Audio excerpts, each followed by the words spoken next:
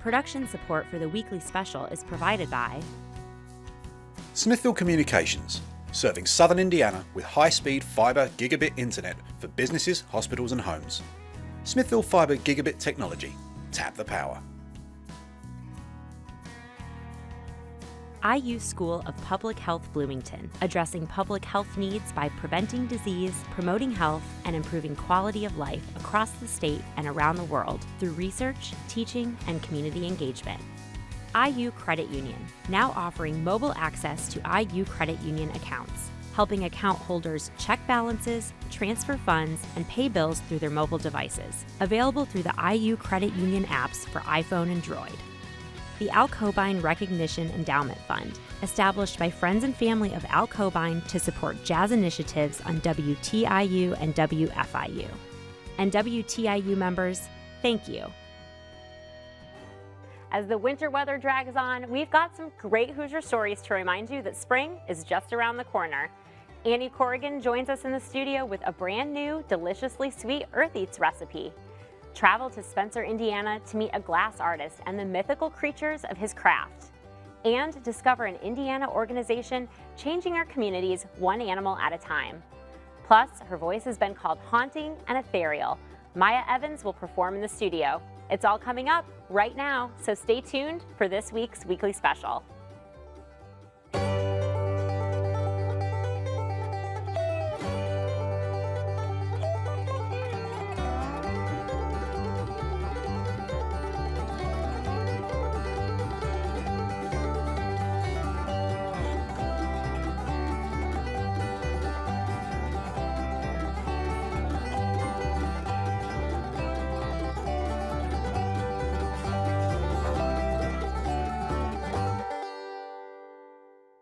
Hello and welcome to the weekly special. I'm Erica Sagone. At this time of year, it often feels like spring could not be further away. But would you guess that Indiana's first harvest is actually happening right now? Earth Eats Annie Corrigan has joined us in the studio to tell us more. Welcome, Annie. Thanks for having me. Well, Hoosiers are harvesting something really special right now, and I'm guessing that this bottle of maple syrup is a clue. Yeah, you're welcome for the little gift that I brought you guys. Did you know that Indiana is the southernmost maple syrup part of the entire world? So when our syrup starts running, that's the first time that it's started running anywhere in the world. I had no clue. You always have the best facts about food. Yeah, what can I say? Well, I know that I like maple syrup on pancakes and waffles, but it's also really good in sauces and marinades, dressings, a lot of really surprising places. And you've got a really great recipe for us today. Yeah, it's a bit of an unusual one. Have you ever paired maple syrup with something spicy? I don't think so. All right, this one's for you. Let's check it out.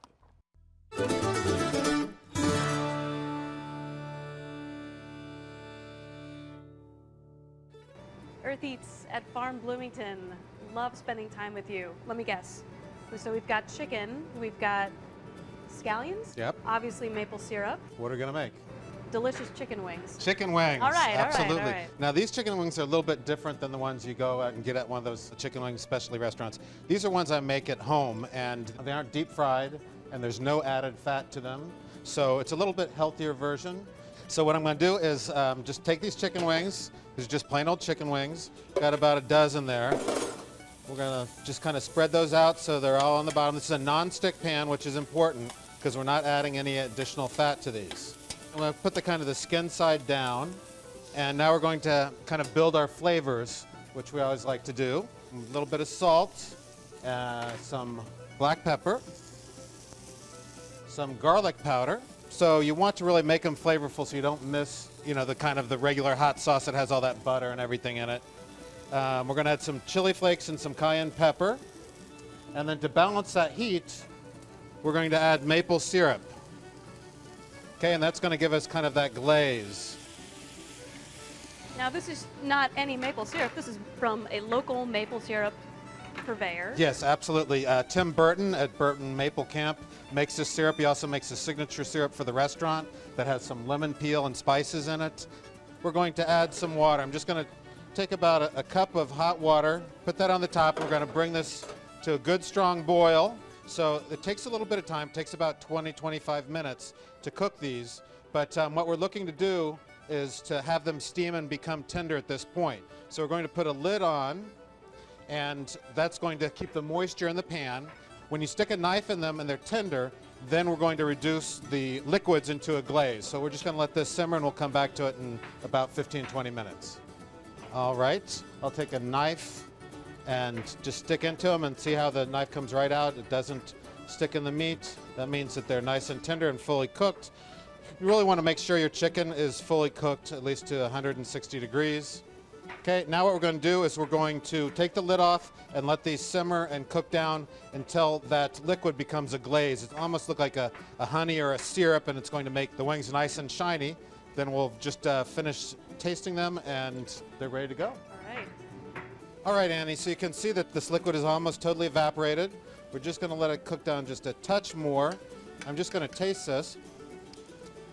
For seasoning, I'm going to just a touch more salt. Now, you aren't a big chili head, are you? You know, I like spicy food, but only to a point. How spicy are we talking? Oh, it's not going to be like a habanero hot, but we'll just put another pinch of cayenne in there. I saw that. All right, and we're just going to finish these with our scallions just to give a little color. And we're going to plate them up. And those are our one-pan chicken wings with a spicy scallion and chili glaze. And now I'm going to take these away from you, sir. I'm going to take these away. You can learn more about real food and green living on the Earth Eats website. Print off recipes, read the latest in food news, and subscribe to our weekly podcast. It's all available at eartheats.org. Well, those wings looked really delicious. Please tell me you got to taste them. I ate the whole plate. Well, there's a cool festival coming up that lets people experience all things maple syrup. Tell us a little bit about it. Yeah, this is really special for our part of the country. It's the 5th annual National Maple Syrup Festival. It happened in Medora, Indiana, which is a very small sort of out-of-the-way place. Now it's moving to Nashville this year. They're going to blow it out with lots of food to taste, reenactments. They're going to have a cooking contest. It's going to happen in the first week of March and is probably going to be a blast. Awesome. Well, we'll have to check that out. Well, Yeah. Thank you, Annie, so much for being on the show. The Maple Syrup Festival is taking place March 5th through the 8th across Brown County. Get more information at nationalmaplesyrupfestival.com. And Annie, we can't wait to have you back and hear how it all went. Absolutely. Well, some Indiana artisans are using the sweltering fire to transform sweets, but our next artist uses fire to create beasts.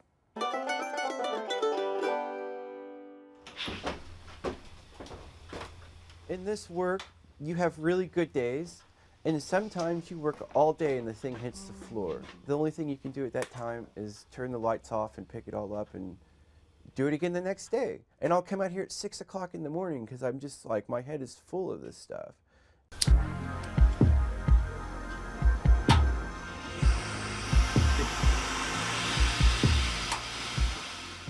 It's the only thing probably my whole life that I ever really loved doing all the time.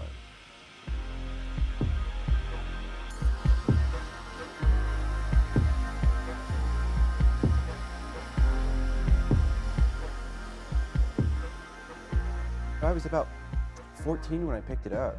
I love all the colors and the varieties of materials, and the tools are all handmade. And the whole process is made from basically sand upward, and then it turns into these beautiful sculptures. I don't use molds. This is all done from the ground up.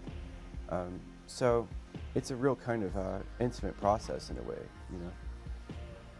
It is something that's tangible that I can hold in my hand that will outlive me. So that's kind of the one of the exciting parts about it. I guess it's just in my blood at this point. I have it in me and I have to get it out. You know, if I don't do it, I start to not feel like myself. And it's like a muscle that you exercise. And the more you do it, the more you can learn how to use that ability in yourself. So what you see come out of me is a direct representation of what I think is cool.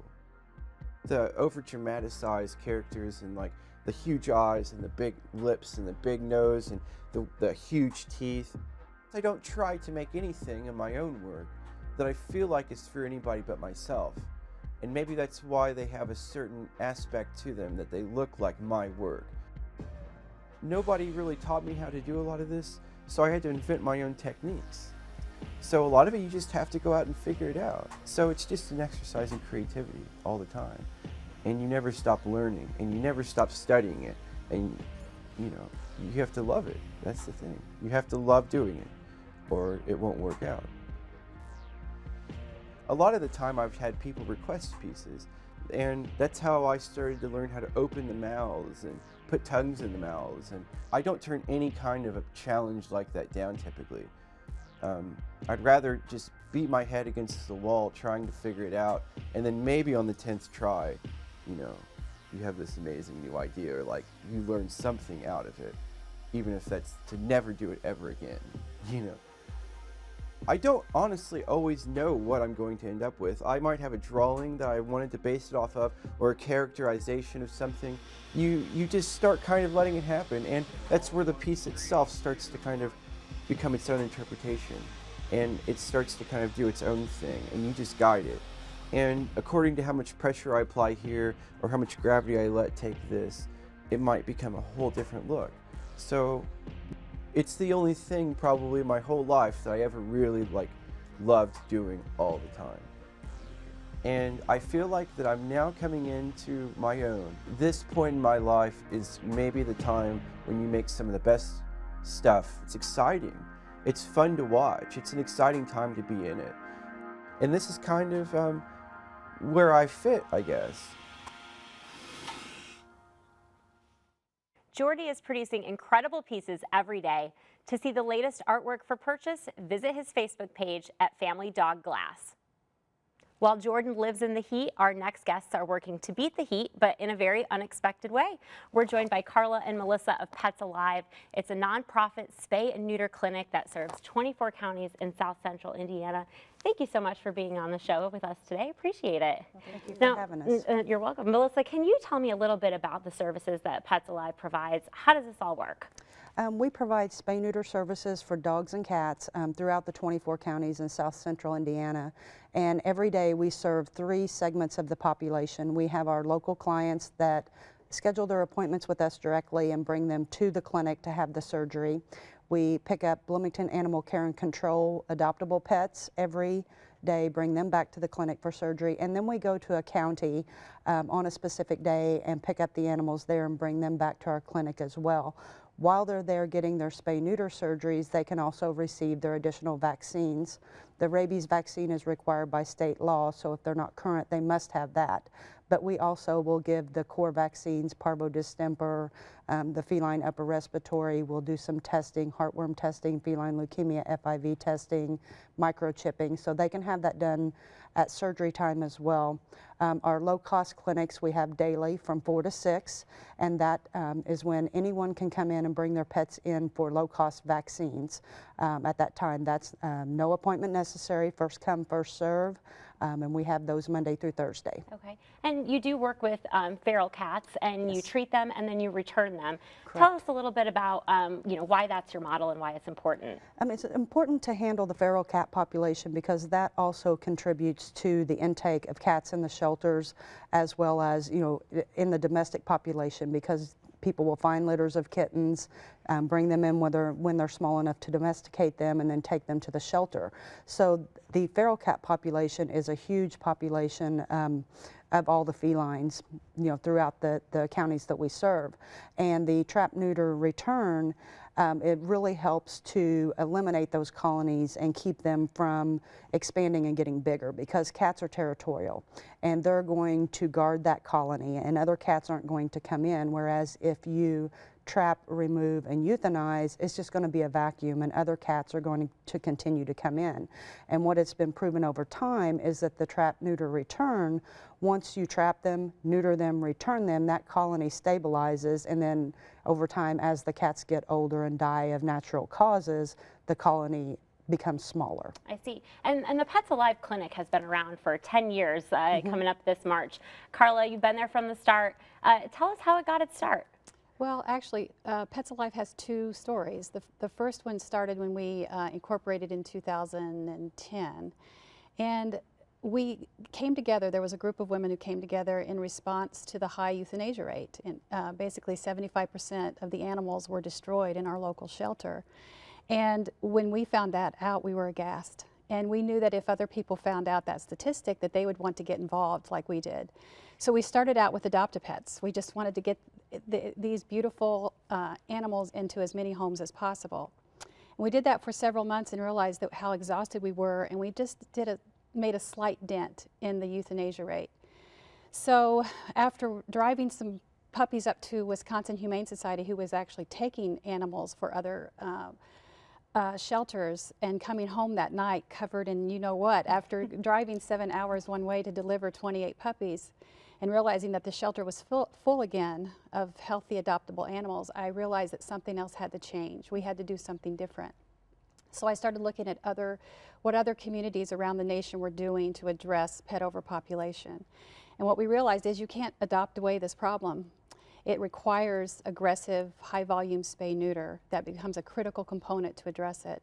So we started the campaign to open the clinic, and that's when we opened it in 2005. Wow. 2005. How many animals do you think you've been able to help over the years? We have spayed and neutered 88,300. Wow. As of today. Wow. Yes. And why is it important that we think about spay and neuter this time of year? It's important to beat the heat cycle. We have that promotion going on this month, which is sponsored by PetSmart Charities, and they gave us the funding to spay and neuter 500 female cats during the month of February. And what we're doing is getting those cats before they come into heat, before they become pregnant. What we're seeing coming through the clinic is kittens as early as 4 months are in heat or pregnant, and a lot of people do not realize that it happens that early, but it does. Wow. Well, it's a good time for us to chat about this then. Yes, yes it well, is. Carla and Melissa, thank you so much for being on the show and for sharing more about Pets Alive. For all the latest information and services, visit their website at petsaliveindiana.org. And just a reminder that though Pets Alive is based in Bloomington, they serve 24 counties in South Central Indiana, so they have a really wide reach. And if there's one thing that we've learned on the weekly special, it's the amazing soul our communities encompass. And our next musician is no different.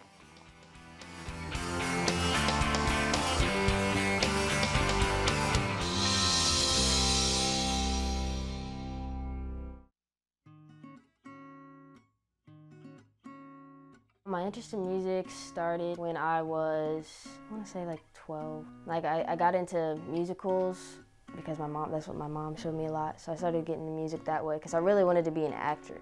I saw musicals and I saw them include music, so I was like, whoa. So I found a guitar. As soon as I started playing guitar, as soon as I picked it up, I started writing my own songs. I think music draws people in.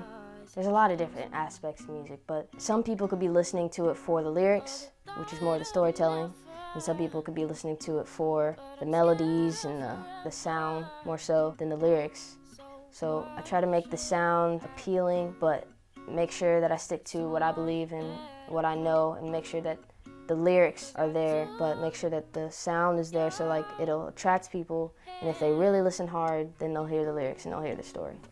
When I'm writing, I try to write from the perspective of first myself, but also as I'm writing, certain lines will be from different perspectives.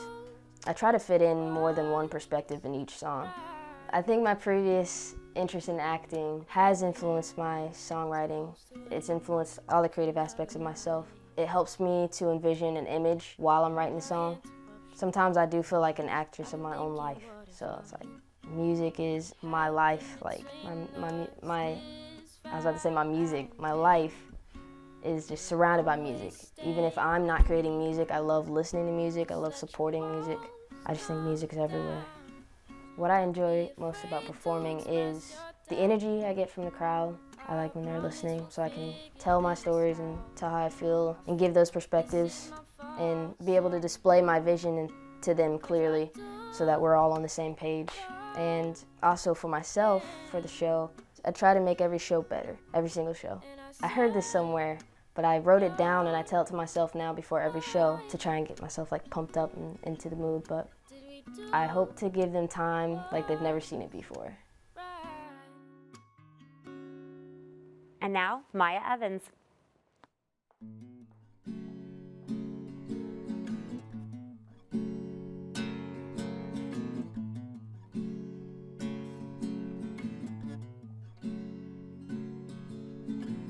What's it like to sit and wonder how you are?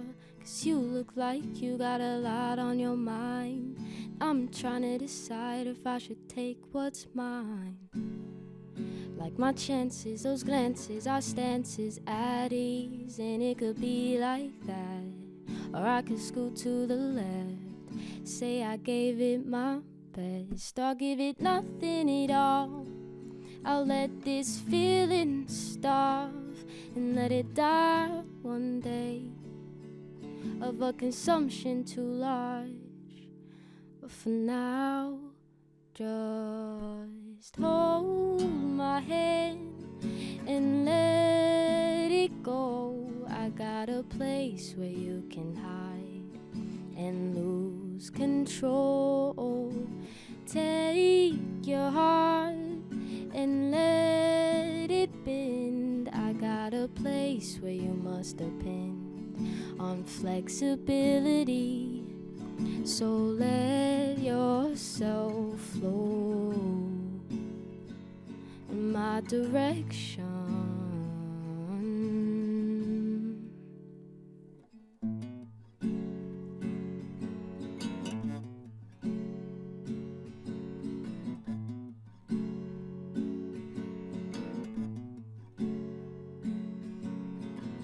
What's it like to walk around looking how you do? I'm sure they waste your time trying to prove that they're the right one for you for the night.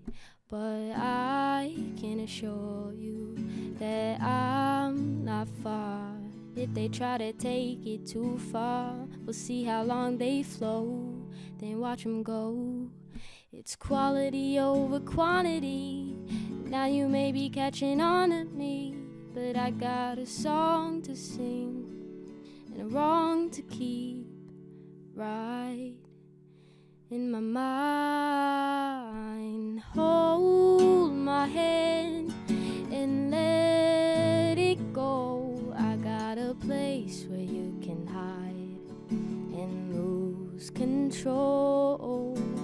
Take your heart and let it bend. I got a place where you must depend on flexibility. So let yourself flow in my direction.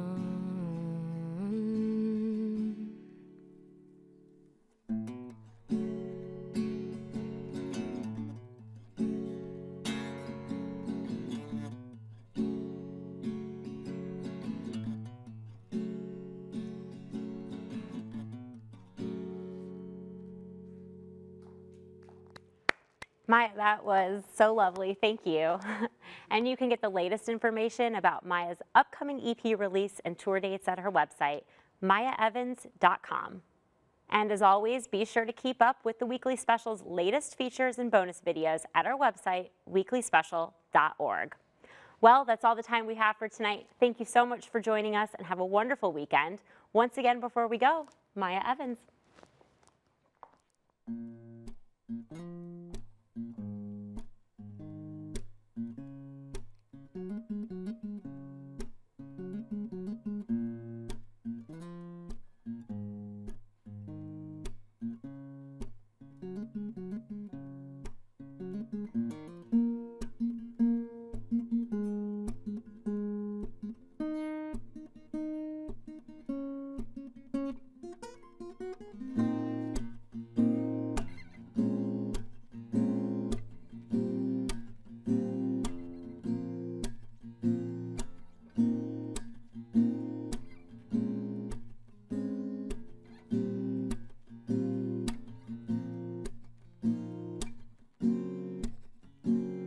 Well, lately I've been feeling okay. In one way or another, it all seems to flow my way. Like I told you over and over, but teachers say it's okay that you're absent today. So I pay little mind for not too long and get back to my song. Mosey along, my friend, don't rush yourself.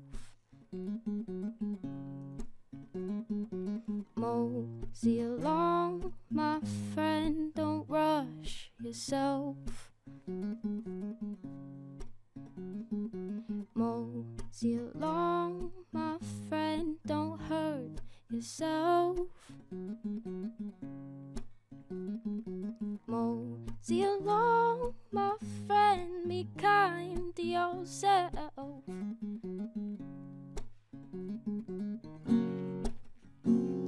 Well, lately there's been one thing in my way, but I'm kicking the habit as of yesterday. Production support for the weekly special is provided by Smithfield Communications, serving southern Indiana with high-speed fibre gigabit internet for businesses, hospitals and homes. Smithfield Fibre Gigabit Technology. Tap the power. IU School of Public Health Bloomington, addressing public health needs by preventing disease, promoting health, and improving quality of life across the state and around the world through research, teaching, and community engagement. IU Credit Union, now offering mobile access to IU Credit Union accounts, helping account holders check balances, transfer funds, and pay bills through their mobile devices. Available through the IU Credit Union apps for iPhone and Droid. The Al Cobine Recognition Endowment Fund, established by friends and family of Al Cobine to support jazz initiatives on WTIU and WFIU. And WTIU members, thank you.